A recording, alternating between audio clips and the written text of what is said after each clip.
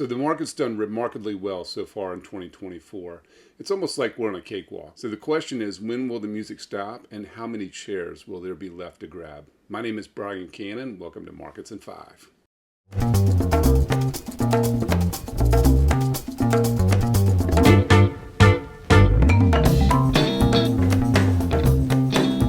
Musical chairs, cakewalk, all kind of the same thing. Basically, when the music stops, where are you going to be? Are you going to get that cake, or are you going to lose your chair? So when we look at the S&P 500, right now, there's no reason to have any sort of be alarmed in any regard. So the RSI is still above 50, right? And so that's our positive sign, meaning the market is staying positive and it's on a good trajectory, right? So we had a recent breakout here on the S&P, and all of the moving averages are headed the right direction. So again, is this the very tip top before it rolls over? We have no idea.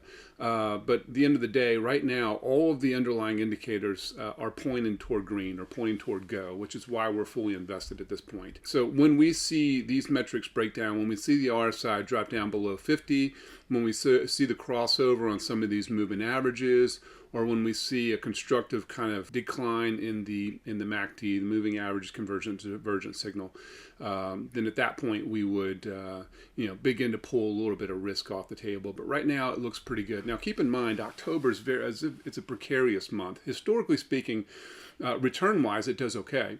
However, three of the greatest stock market pullbacks all occurred in October, right? So it's known for its volatility, it's known for its wild swings, and ultimately it usually works out to be a positive month. But October of 1929 was the kind of the Great Depression.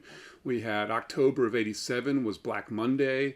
We had a meaningful pull down in October of 2008 that solidified a bear market. So, we don't know what will happen, but it is known for being a very volatile month. Now, we've got an election year coming up. We've got a lot of volatility that's going to be coming around that in the next couple of weeks.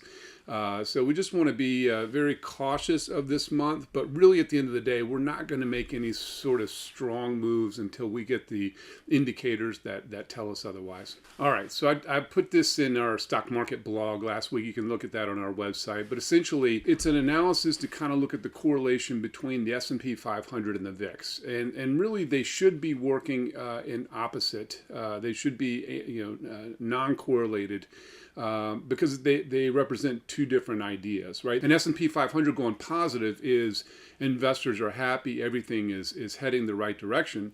However, if everything's heading the right direction, you shouldn't have fear, right? There shouldn't be a lot of fear in the marketplace with a rising stock market price. So they usually work in opposite. However, there are lots of periods of time throughout history, if you look at these red circles, where when the S&P is positively correlated with the fear index, generally speaking, when that happens, afterwards, there usually is either a pause, consolidation of price action inside the S&P 500, or an actual pull down. And so right now, the fear index is very highly correlated with the stock market returns.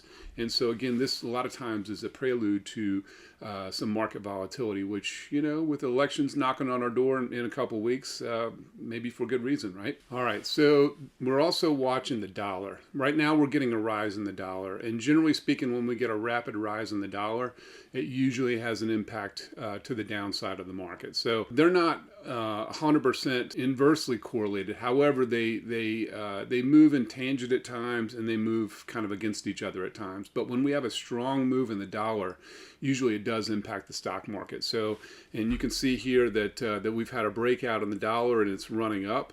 And so the S&P is kind of up here too. So we anticipate again maybe a pause in price action and possibly a little pull down. So we'll see. We're watching that very closely. So in summary, obviously we don't know when the music's going to stop, but when it does, it's important to watch the technical levels and to make sure that you grab a share. So if you have any questions, give me a shout, and I'll see you on the next Markets in 5.